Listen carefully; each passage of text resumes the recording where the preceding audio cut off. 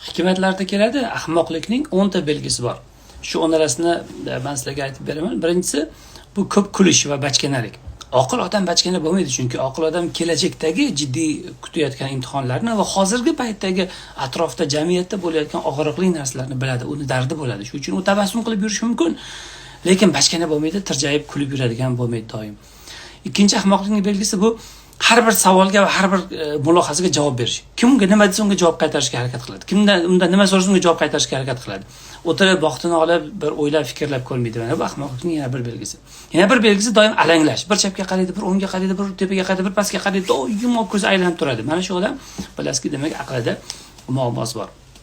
Yana bir belgilardan biri bu yangi narsalarga yopiq bo'lish, yangi fikrlarga. Yangi fikrni eshitsa bir parcha darrov inkor qilishga harakat qiladi. O'tirib eshitib ko'rishga, mulohaza qilib ko'rishga, unga bir imkoniyat berishga harakat qilmaydi. Mana bu ahmoqlikning yana bir belgilaridan biri.